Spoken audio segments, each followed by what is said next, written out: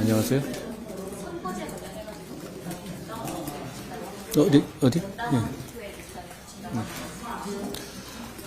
저는 민주당 갈 거 그랬어요. 정치하기 너무 편할 것 같아요. 뭐라고 얘기하더라도 얼마든지 말을 바꿔도 되고 거기에 대해서 전혀 부끄러워하지 않아도 되는 거 아닙니까? 그거 본인들 공약 아니었던가요? 핵심 공약이었던 것 같은데요. 거기다가 권역별이라는 거 붙이는 거 원래대로 돌아가기 창피해서 저러는 거잖아요. 국민들이 그거 모르실 것 같습니까? 좀 기본적인 부끄러움을 알았으면 좋겠습니다. 아직 지금 60 며칠 남은 건데 아직도 이러고 있다고요? 이해하기 어렵습니다. 지금 비서실장께서 난을 두고 대구로 가고 계시는 거예요. 우리 집에? 아니요. 아, 혹시 이제 박근혜 대통령 이미 이 생신 선물로 저희가 제 뜻을 드디어 전달했고 덕담 듣고 왔다고 제가 보고받았습니다. 혹시 만날 계획이나 아니면 의향이 있으신지 궁금해요. 저는 박 전 대통령 포함해서 우리 사회의 원로들로부터 많은 가르침을 받고 싶은 생각이 늘 있습니다. OBS 유은총 기자입니다. 안녕하세요. 예, 안녕하세요. 예. 이름이 멋지시네요. 유은총. 예.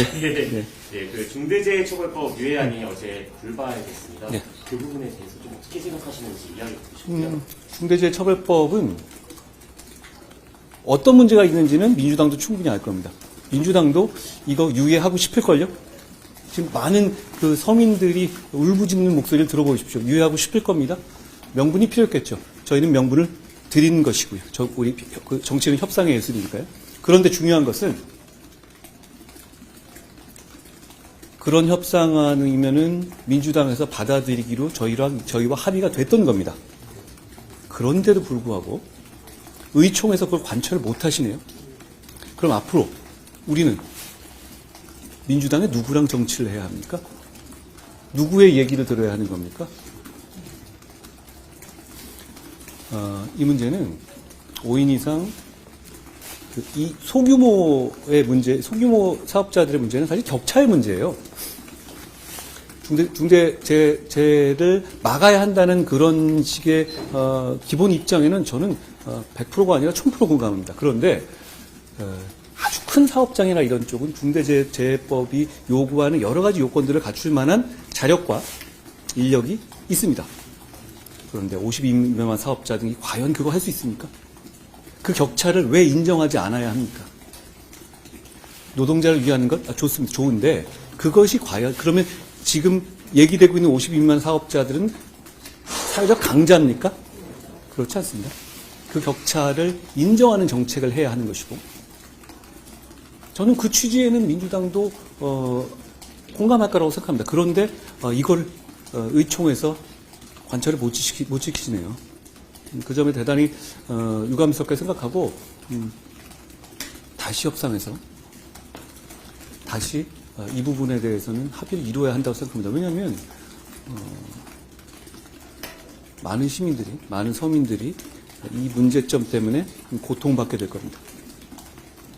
위원장님, 어제 이재명 대표가 철도 지하 공약과 관련해서 정부 여당은 약속을 할 게 아니라 당장 실천을 하면 되지 않느냐라고 말했는데 이 부분에 대해서 좀 어떻게 생각하세요? 우리 정부 여당이라는 강점을 잘 이해해 주셨네요. 저희는 실천할 겁니다.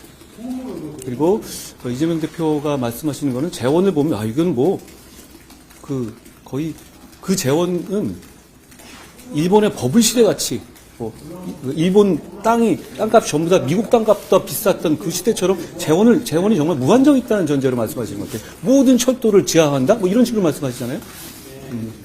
좀 재원을 충분히 고려한 상태에서 그런 공약이 나와야 하는 것이고 저희는 말씀하신 것처럼 우리의 약속은 그냥 단순한 약속이 아니라 실천을 수반할 수 있는 약속입니다. 그러니까 저는 국회의원이 대단히 영예롭고 중요한 자리이기 때문에 그렇다는 겁니다. 그러니까 높은 순서대로 해가지고 어떤 다른 나라도 마찬가지예요. 높은 직급에 있는 사람들이 공직에서는 더 높은 급여를 받죠. 그런데 국회의원은 그런 차원의 문제가 아닙니다. 대단히 중요한 영예로운 직업이고 단순한 직업이 아니라 국민을 대표하는 사람들이죠. 제가 말씀드린 취지가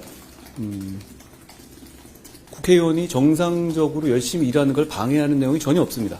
집에 가져가는 돈만 좀 줄이겠다는 거 아닙니까? 보좌관의 수가 보좌관 등 인력들이 충분히 공급되고 있잖아요. 그렇죠? 그리고 업무에 필요한 비용들이 다 지급되고 있죠. 그리고 정치 자금도 거둘 수 있죠. 여기서 순수히 집에 가져가는 급여성 돈을 우리 국민의 중위소득에 맞추겠다는 것이 그게 불이한 얘기인가요? 그중에 일부는 이런 말씀도 하시던데요. 그렇게 된다면 돈 없는 사람은 정치 못하는 거 아니냐 이런 말씀하셨는데 제 말씀 잘못 이해하신 것 같은데요. 하위라 최저임금 주겠다는 게 아니잖아요. 중위소득입니다. 그러면 대한민국에서 중위소득을 받는 대부분의 많은 상당수의 분들은 그럼 생활을 못하는 겁니까? 일을 못하는 거예요? 그렇지 않죠. 그건 자세의 문제라고 생각합니다. 만약에 중위소득 가지고는 못 살겠다라고 하는 분들은 이걸 하면 안 됩니다. 저는 그렇게 생각해요. 중위소득을 가지고 세비를 받는 거가 만족스럽지 못하겠다라고 하는 분, 그래서 이 국회 선량으로서의 공복으로서의 일을 하지 못하겠다고 하는 분은 당초 여기 오시면 안 되는 분들이에요. 저는 그렇게 생각합니다.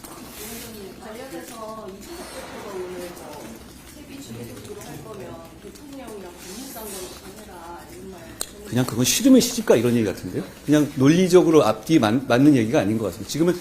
지금 우리가 얘기하는 것은 정치인들의 특권 내려놓기에 관한 문제잖아요. 그런 문제는 다른 문제예요. 예를 들어서 고위직들의 직급을 낮추자? 그래요. 가능한 얘기예요. 그렇지만 그거라 먼저 하기 때문에 이걸 안 하자? 이건 그냥 싫으면 시집가 이런 정도의 단순한 얘기로밖에 안 들리는데요. 그러면 정당 국고보조금 개혁 먼저 해야 된다는 지적입니다. 우선순위들이 있습니다. 맞는 말씀인데 그렇지만 그걸 먼저 해야 되기 때문에 이걸 하면 안 된다는 얘기가 성립할까요? 자, 제가 말하고 있는 5번째에서 6번째까지 나오는 이 정치개혁의 시리즈는 상당 부분 국회의원이라는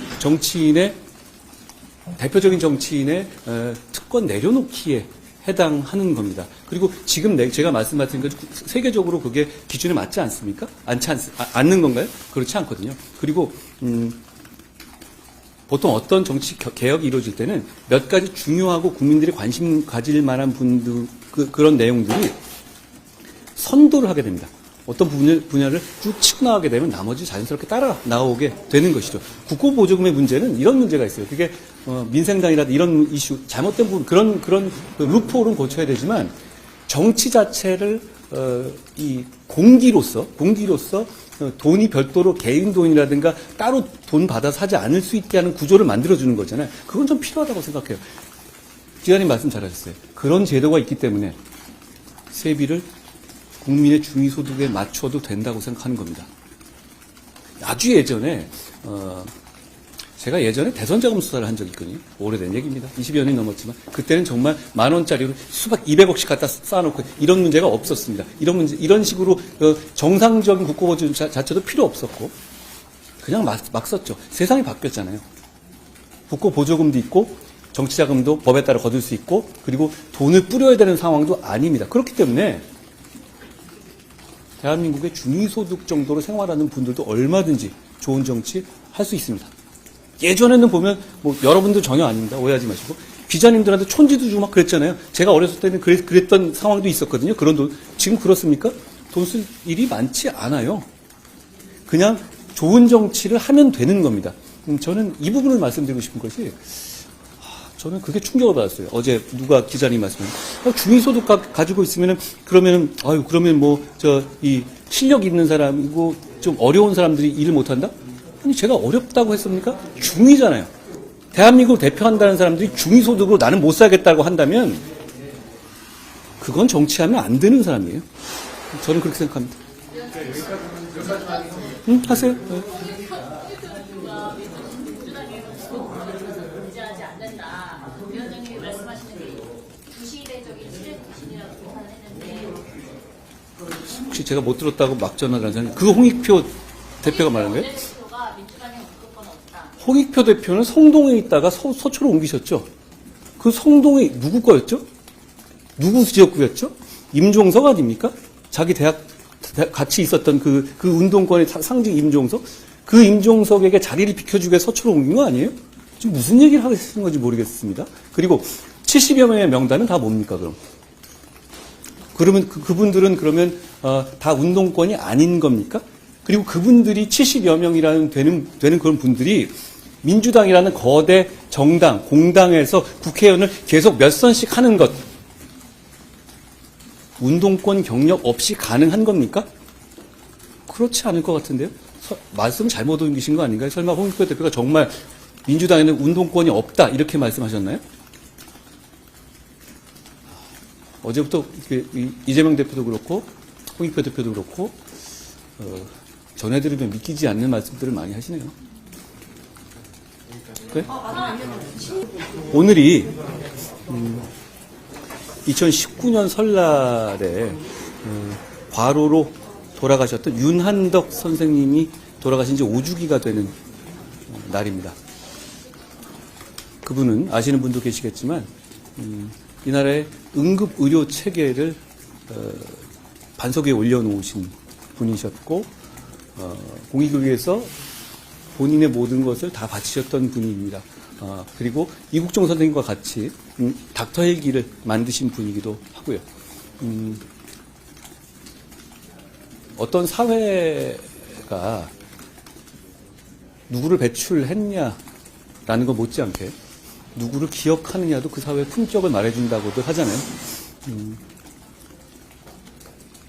박수훈, 김수광, 그리고 우리 윤한덕 선생님 같은 분들을 기억하는 정치를 우리 국민의힘 하겠다는 말씀을 드립니다. 고맙습니다.